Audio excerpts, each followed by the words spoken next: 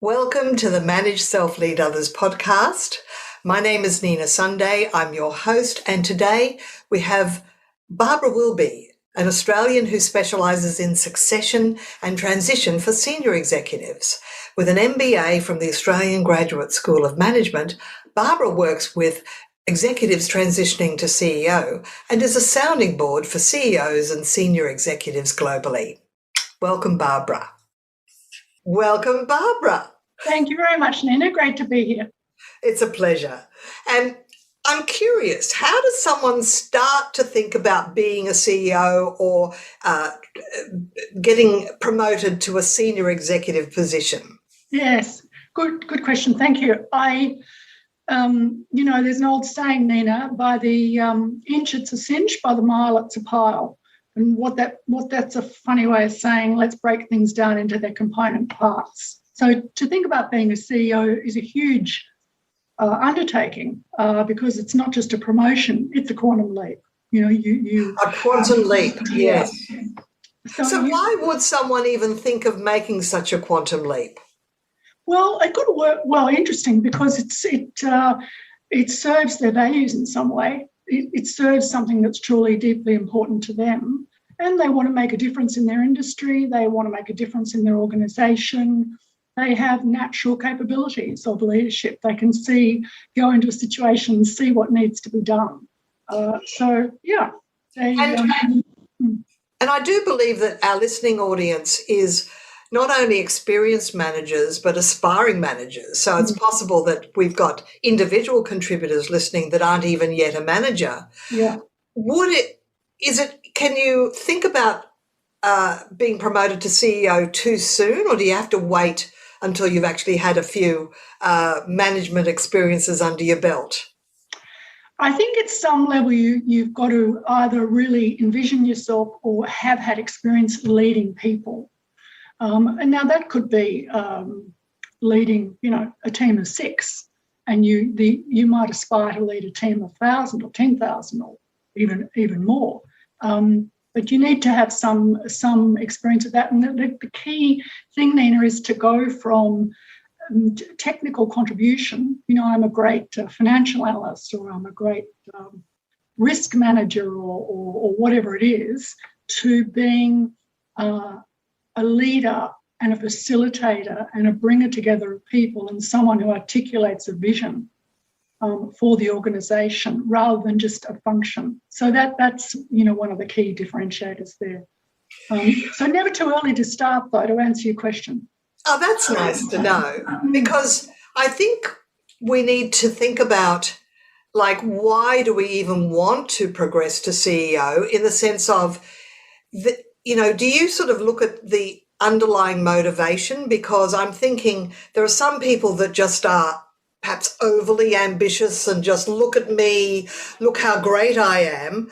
They want to be a ruler, they want to rule an empire. Or how do you foster this concept of your servant leadership? You're there to bring out the best, the capability of your people, that benevolent aspect. Do you kind of touch on that when you're advising and consulting with potential CEOs? Yes, I do. I've got a 5-stage program, Nina, and the first one is foundations, what we call creative foundations. So, looking inwards, saying, why do I want to be CEO? Why truly? And, ego and ambition are great, but that's not the whole box and dice, as we know. We need a true sense of service, because the service and the definition of your own mission and how that mission connects with the organisation's mission will see you through the ups and downs. Ego and ambition won't see you being steady, won't give you the self-governance through the ups and downs. So you need very much to connect with what's truly important to me. Am I prepared to go to the places, the uncomfortable places in my development that I need to go to in order to prepare thoroughly? Because they're the things that will trip you up.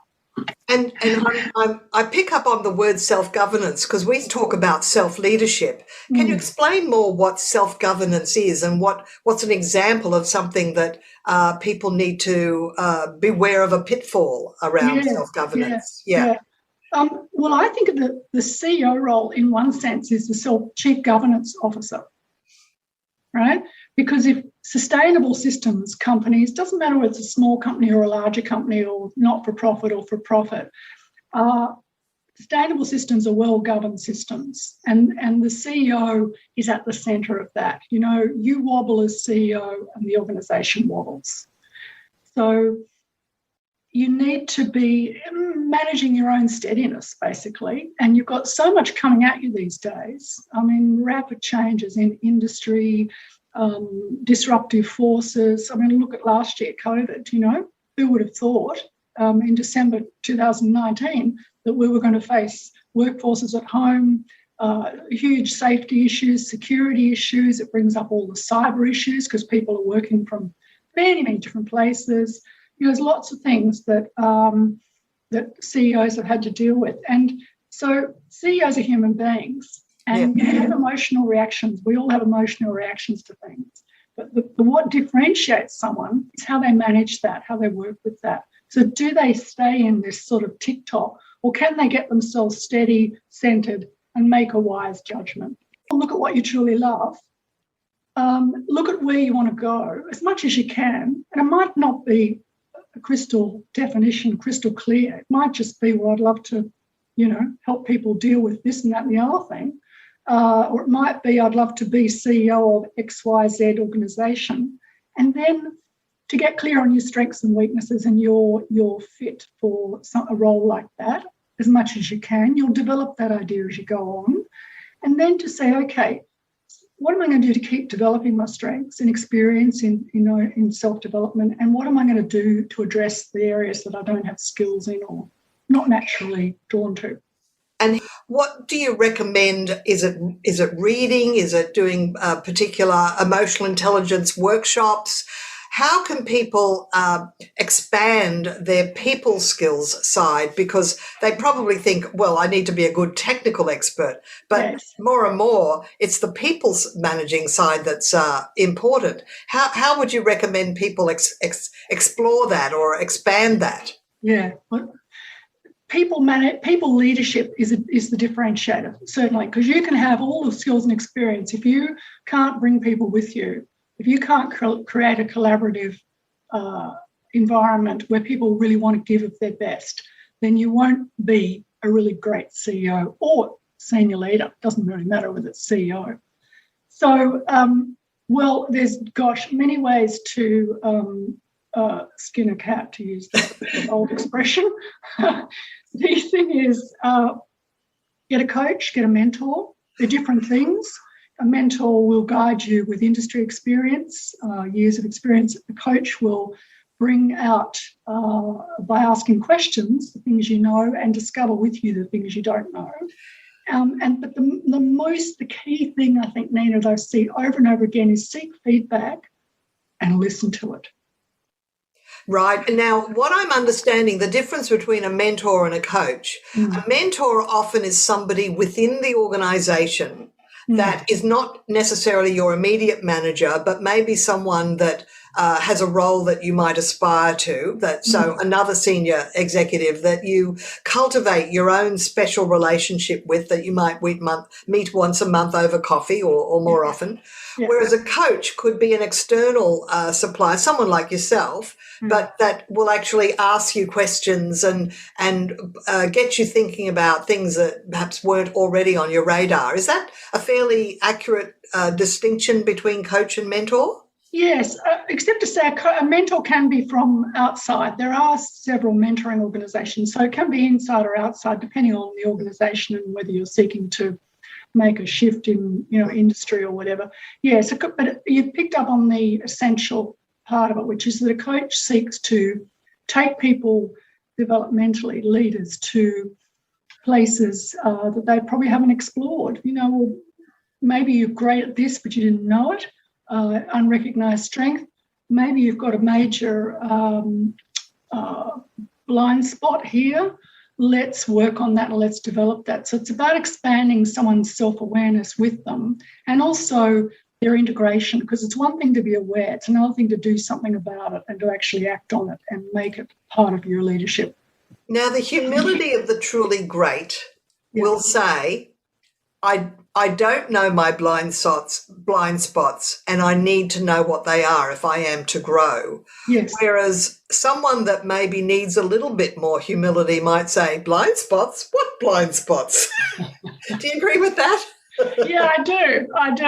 And, it's an interesting tension when you're working with senior people sometimes, in that the confidence and hubris that it took them to get to where they've got to can sometimes be in the way a bit of their development. So that's when a skill coach will do things like, get good feedback, good objective feedback, and present it in a way that the person sees an opportunity in it.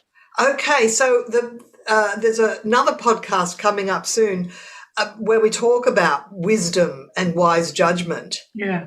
How does a manager aspiring to CEO or senior leader develop their wisdom? I mean, is that an innate sense of fairness, or do they have to study ethics in a structured way, or what do you recommend? You can do all those things, Nina. I think it's at the heart of it, though, I think wisdom is pretty simple. I think wisdom is seeing both sides of a situation. It's seeing the good in the bad in the good, and being able to bring those two things together and integrate them. So I think, and to do that, you have to actually look at all your biases, because we always go to one side or the other. But the wise person says, let me remove the blind man's, the patch from one eye, and let me see both sides of this and embrace this. And when I do that, I mean, the successful leaders in COVID were the people who said, well, where's the opportunity in all this turmoil that we've got? And they work with it and ran with it. And they were the adaptable people. And interesting, isn't it, that it's turned out there's been an enormous amount of opportunity that's come out of having to work from home and having to the disruption actually did cultivate enormous innovation that we're actually wanting to keep. Yes. So it's just interesting that they have to be optimistic enough and yet walk that line between seeing pitfalls and danger versus seeing opportunity and navigating that midway path. That's the wisdom path. That's why I called my business Corporate Wisdom, because that's truly what I teach, and what I think is most beneficial for leaders, because it's a sustainable state of being that creates wise action, the doing, which creates the results. So being, doing, having, the old model. And of course, we'll have your website in the show notes, but you've also got something on offer for our listeners, a PDF. This episode is brought to you by Global X. Since 2008, Global X ETFs has been committed to empowering investors with unexplored, intelligent solutions. Global X specializes in exchange-traded funds that offer exposure to the artificial intelligence ecosystem, including themes like data centers, robotics, semiconductors, and cloud computing. To learn more about Global X's entire suite of ETFs, from covered calls, fixed income, emerging markets, and more, visit globalxetfs.com.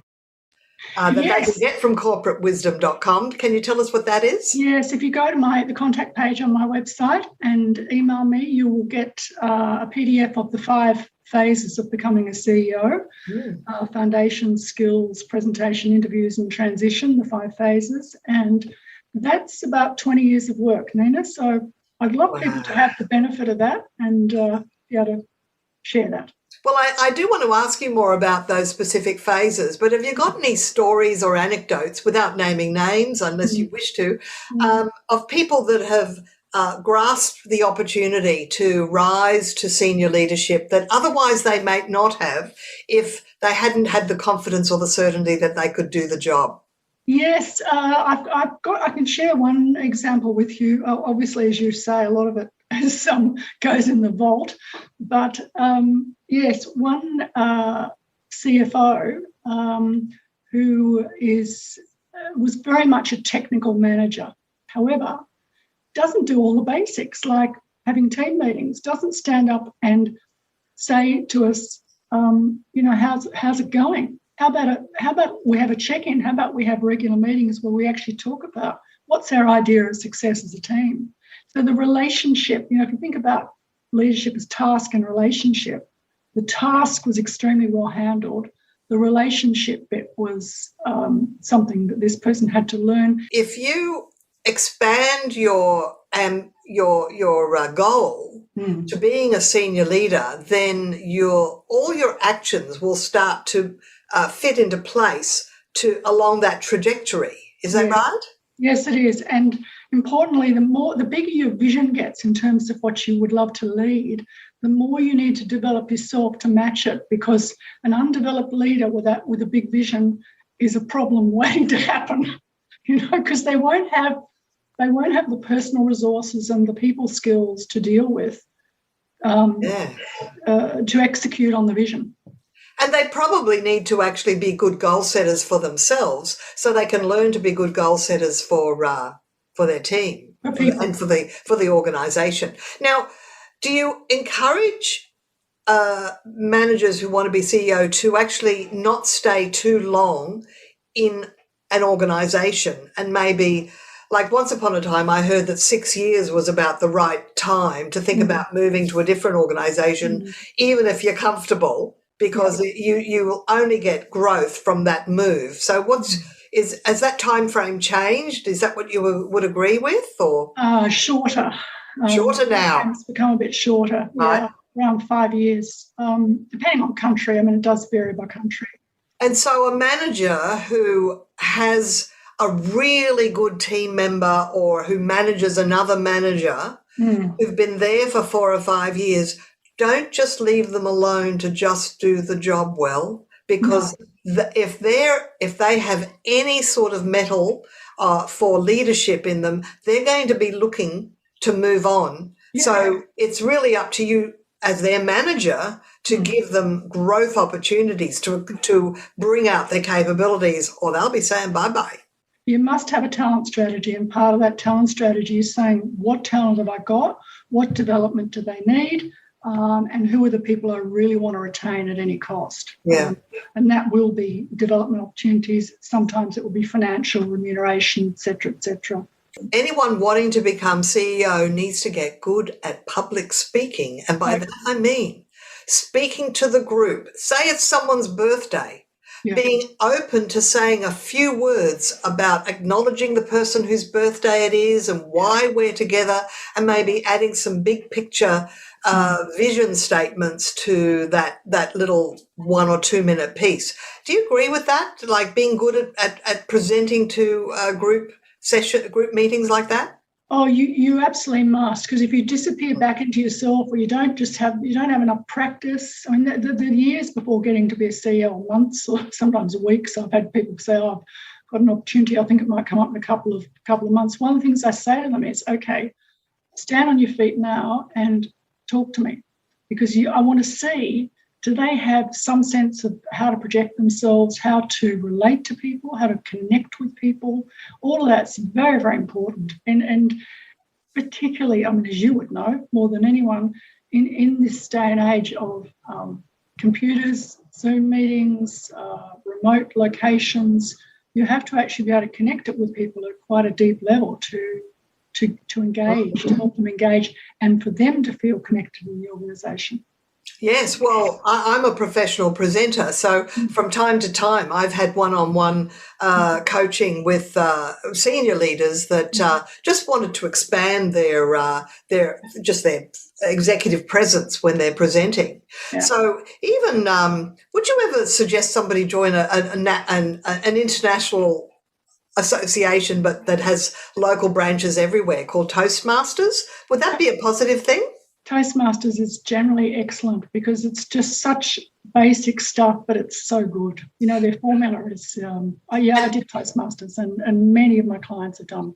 There you go. And it trains you in impromptu speaking. And that's what, as a presenter, I think that's one of the key skills of a CEO, because as a presenter, I also get invited to offsites where they have the CEO and they have multiple workshops running simultaneously. And I've been one of the workshop leaders.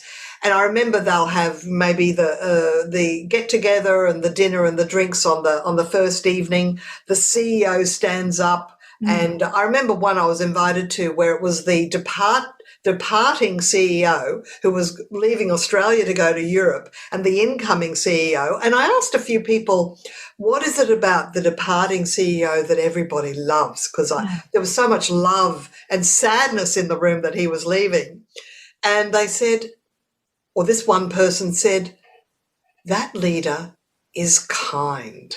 What that says to me is I feel he cares about me. All right, you mentioned that people can access the 5 phases of CEO preparation by going to corporatewisdom.com. And you did quickly mention the 5 phases. Is there one that you want to sort of, just in closing, maybe talk a little bit about that we haven't sort of touched on yet? Yeah. I might talk about transition actually, Nina, because you've done all your prep, whether it's years and months or months. You've got your presentation, you've done the interviews, and gosh, they've offered you the job. Well, it's not just about walking in on Monday morning and thinking. You really have to step into the role to work out what are your early achievements going to be, to send some signals to the organisation. Who do you need to perhaps move on in terms of the executive team? Are there people, who don't fit in the new vision, or is it just a restructuring? I'm not saying, you come in as a slash and burn merchant, but, you need to think about those things, and people need to think about whether they are comfortable working with you too. So that's a two-way thing. And really importantly, how are you going to allocate your time?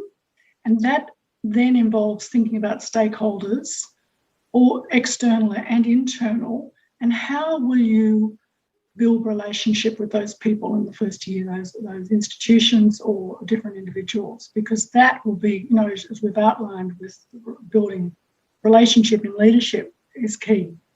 And rather than being, a line manager and just going, I want to be CEO, what do you think is the second tier of role? I guess it's a C-suite role that you need to have in order to become CEO. Is that right? So what would be the best C-suite role to aspire to that would then ultimately lead to CEO? Depends on the industry, and depends on the circumstances. But, commonly finance is seen as a good vehicle. If you can have a solid financial background and you understand then closely the organisation's strategy, because you can buy in the other skills, you can buy in marketing skills, but in some industries it would be technology background, because that's what it really depends on what the core strength of the organisation is and how well you align with that. Sometimes they'll bring in, an organisation wants a completely fresh take, they'll bring in someone who's not in that mould and supplement skills around the executive table. So, Well, I do know that when I was working in television at ABC, Australian Broadcasting Commission, or Corporation now, they brought in someone that had run Queensland Railways to head the Australia-wide television corporation. So CEOs do actually transfer across different industries. So I'm just thinking, is there...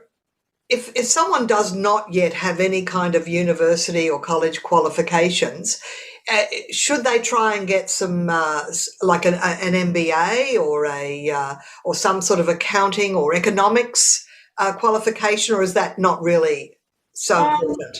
Depends on what you want to do. But look, you do need to be able to read a balance sheet or financial statements at some level. You need to understand a bit about economics. Do you need a degree? I don't know about an MBA. Probably some kind of business degree is useful. Right. But there'd be some industries where it's people generally just come up from grassroots, and that none of that stuff matters, you know. The other piece of advice that I usually give people, even when I'm doing, say, a time management session, is in meetings, cultivate the art when you say something to summarize what two people before you said before you say your piece. Yeah.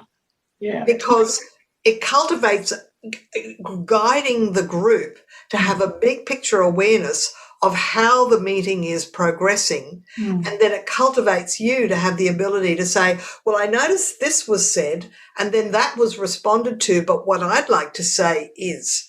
And I think that's a marvelous little template, if you like, or process to participate in meetings. Do you like that one? I do. They call it the synergist role, which means to bring together. There's actually some work on that by a guy called Les McEwen, predictablesuccess.com. Lovely. And he talks about that synergist role. Thank you for giving a name to that. Because the person who can integrate different points of view and link and take the group to another level, that's leadership. And that's what a CEO can and should do. That's marvellous, Barbara. Yeah. Look, I knew our conversation was going to be fabulous. Thank you. One thing I love about being a podcast host is I get the opportunity to have interesting conversations with really smart people. And thank you for your contribution today. It's been fabulous. Pleasure. Thanks, Nina. You've been listening to Barbara Wilby, who's a specialist in transitioning senior executives to CEO. And this is the Manage Self, Lead Others podcast. Rate, subscribe, and listen and enjoy. Ciao for now.